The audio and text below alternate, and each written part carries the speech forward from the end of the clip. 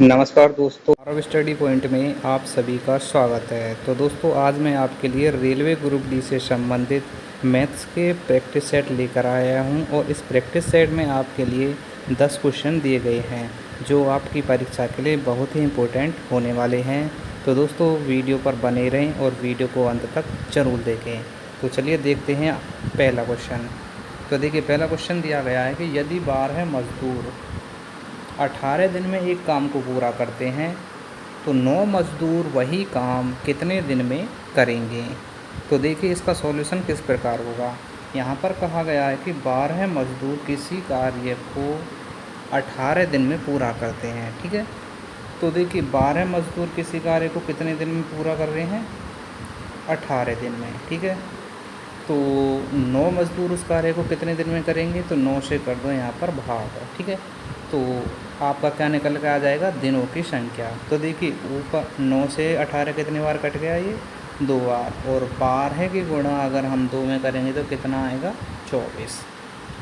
तो 9 मज़दूर वही काम को कितने दिन में करेंगे, 24 दिन में। ठीक है, ये हो जाएगा आपका इसका आंसर। ठीक है, अब बढ़ते हैं अगले क्वेश्चन की तरफ। देखिए, अगला क्वेश्चन क्या है, 2 घंटे 30 मिनट को घंटों में लिखने पर क्या होगा। ठीक है, तो देखिए 2 घंटे 30 मिनट को कैसे लिखेंगे, 2 घंटे 30 मिनट, इसको आपको घंटे में चेंज करना है। ठीक है, तो कैसे करेंगे, तो देखिए 2 घंटे तो यहाँ पर पहले लिखा हुआ है। ठीक है, अब 30 मिनट को कितना लिखेंगे, 1/2।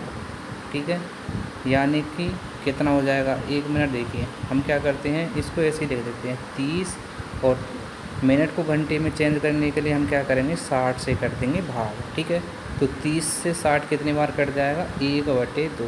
ठीक है, अब ये कितना हो गया, 2 सही 1/2, इसे कितना लिख देंगे, 2.5। ठीक है, क्योंकि 2 तो ये पूरा है और आधा ये है, 2 और आधा कितना हो जाएगा, 2.5, यानी कि 2.5। ये हो जाएगा 2.5 घंटे। ठीक है, ऑप्शन आपका कौन सा हो जाएगा, बी सही।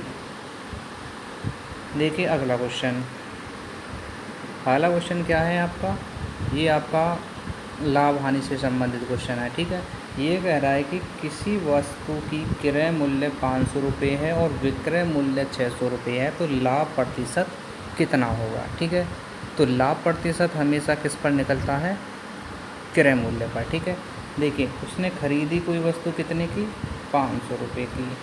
ठीक है, बेच कितने की रहा, बेची उसने कितने की, 600 रुपये की।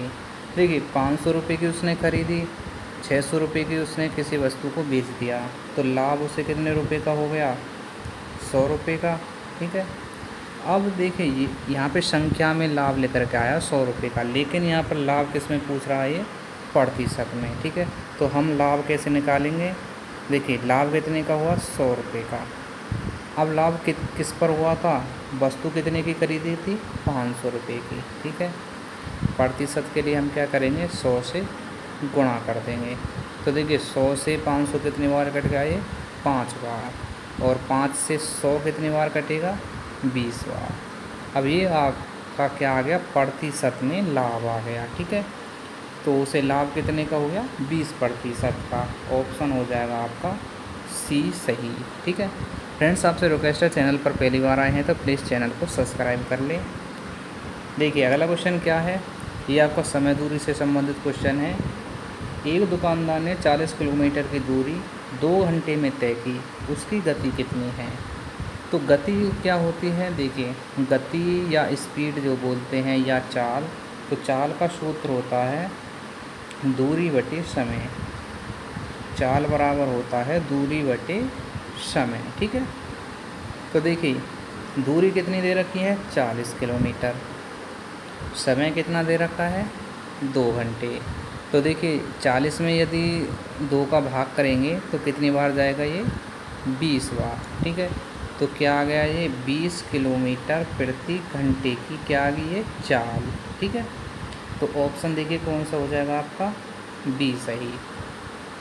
चलिए अगले क्वेश्चन की तरफ। अगला क्वेश्चन क्या है, 2 संख्याओं का औसत 40 है, यदि एक संख्या 50 है तो दूसरी संख्या क्या होगी। ठीक है, तो देखिए दो संख्याओं का औसत को अगर योग में बदलेंगे तो क्या करेंगे, तो गुणा कर देंगे, ठीक है। दो संख्याओं का औसत कितना है 40, तो 40 में यदि हम 2 की गुणा करेंगे तो कितना हो जाएगा 80। ये निकल के आएगा दो संख्याओं का योग, ठीक है। अब देखिए दो संख्याओं के योग में एक संख्या कितनी है 50 और टोटल दोनों संख्याओं का योग कितना है 80। तो 80 में से अगर हम 50 को घटा देंगे तो क्या निकल के आ जाएगा, दूसरी संख्या आपकी निकल के आ जाएगी। देखिए 50 और 30 जब भी तो जोड़कर 80 बैठेगा, ठीक है। तो दूसरी संख्या आपकी कितनी आ गई 30। ऑप्शन हो जाएगा आपका बी सही। अगला क्वेश्चन देखिए, अगला क्वेश्चन आपका प्रतिशत से संबंधित है। यहाँ पे कहा है कि यदि 40% बराबर 120 है तो 100% का मान कितना होगा, ठीक है। तो देखिए प्रश्न के अनुसार चलिए 40% का मान कितना दे रखा है 120, ठीक है। अब 40% का मान 120 है तो हम निकालेंगे 1% का मान पहले, ठीक है। 1% का मान निकालने के हम क्या करेंगे, 120 के नीचे हम क्या करेंगे, ये 40 आ जाएगा 120 के नीचे।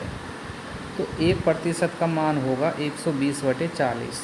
तो पूछा कितना है 100% का, तो यहाँ पे कर देंगे हम 100 से गुणा, ठीक है।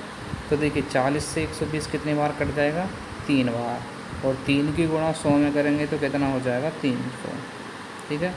तो 100% का मान कितना हो गया 300। ऑप्शन हो जाएगा आपका सी सही। अगला क्वेश्चन देखिए, अगला क्वेश्चन है यदि किसी संख्या का 3/5 भाग 24 है तो संख्या क्या होगी। तो थोड़ी देर के लिए हमने वो संख्या मानी x, ठीक है। x का कितना है 3/5 भाग, ये कितना दे रखा है 24, ठीक है। तो देखिए बराबर में संख्याएं कट जाती हैं, तो 3 से 24 कितनी बार कट जाएगा ये 8 बार, और 5 की गुणा हम 8 में करेंगे तो x का मान कितना निकल के आ जाएगा 40। तो संख्या कौन सी हो जाएगी, वो संख्या हो जाएगी वो आपकी 40, यानी कि ऑप्शन हो जाएगा आपका डी सही। अगला क्वेश्चन देखिए, अगला क्वेश्चन आपका साधारण ब्याज से संबंधित है। साधारण ब्याज पर 500 रुपये 2 वर्ष में 50 रुपये का ब्याज देता है तो वार्षिक ब्याज दर क्या होगी, ठीक है। तो देखिए दर निकालने का एक सूत्र होता है, दर बराबर होता है ब्याज गुणा 100, ठीक है, ब्याज गुणा 100, और नीचे होता है मूलधन गुणा समय, ठीक है। ये होता है आपका दर निकालने का सूत्र। तो देखिए ब्याज कितना है यहाँ पर 500, गुणा करेंगे 100 से, मूलधन कितना दे रखा है 500 रुपये, और समय कितना है 2 वर्ष का। अब इसे सोल्व कर लेंगे तो क्या आ जाएगी आपकी दर निकल के। तो देखिए 50 दूनी के 50 से 500 कितनी बार कट जाएगा ये 10 बार, ठीक है। और 10 से 100 कितनी बार कट जाएगा ये, सॉरी एक मिनट, दोबारा से देखिए ये क्वेश्चन आपका कट गया है, ठीक है। दोबारा से करके दिखाते हैं। अभी क्या बताया था मैंने, दर का सूत्र क्या बताया था, दर बराबर बताया था ब्याज गुणा 100, और नीचे क्या था मूलधन, नीचे था आपका मूलधन गुणा समय, ठीक है। ये आपका दर निकालने का सूत्र था। तो ब्याज कितनी दे रखी थी 50 रुपये गुणा 100, नीचे कितना था मूलधन 500, और समय कितना था 2 वर्ष, ठीक है। अब इसको सोल्व करेंगे तो 100 से 500 कितनी बार कट गया 5 बार, ठीक है।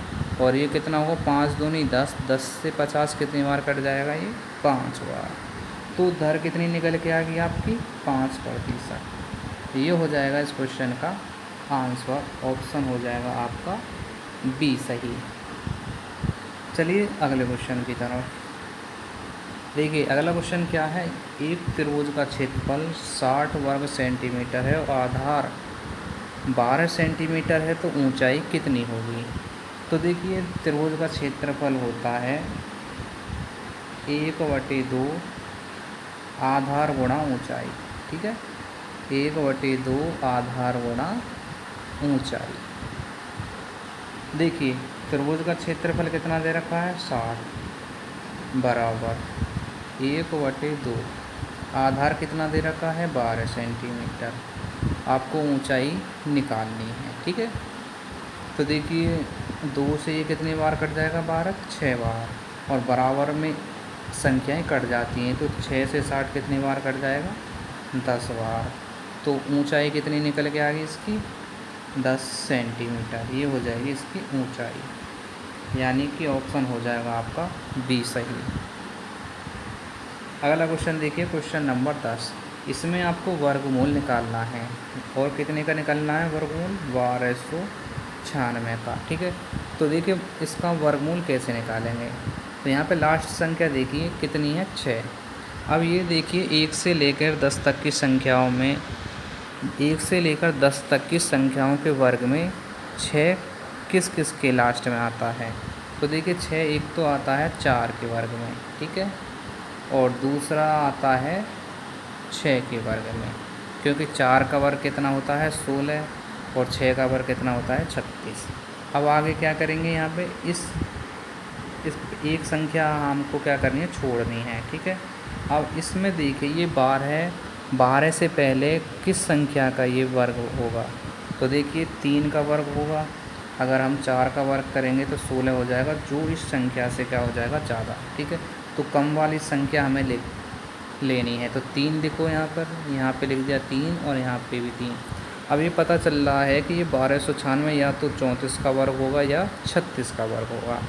अब कैसे पता करें, तो अभी मैंने बताया था कि ये 3 का वर्ग कितना था 9, 4 का वर्ग 16, तो हम क्या करेंगे जो कम संख्या थी 3 उससे अगली संख्या से कर देंगे गुणा। अब देखिए ये कितना हो गया 12, 3 चौके 12।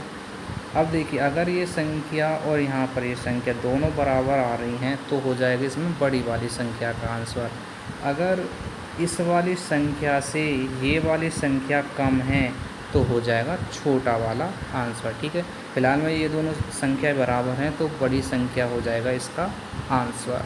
तो फ्रेंड्स ये थे आपके ग्रुप डी से संबंधित प्रैक्टिस सेट मैथ का। वीडियो कैसी लगी कमेंट बॉक्स में अवश्य बताएं, और चैनल पर पहली बार आए हैं तो चैनल को सब्सक्राइब कर लें। मिलते हैं अगले प्रैक्टिस सेट में।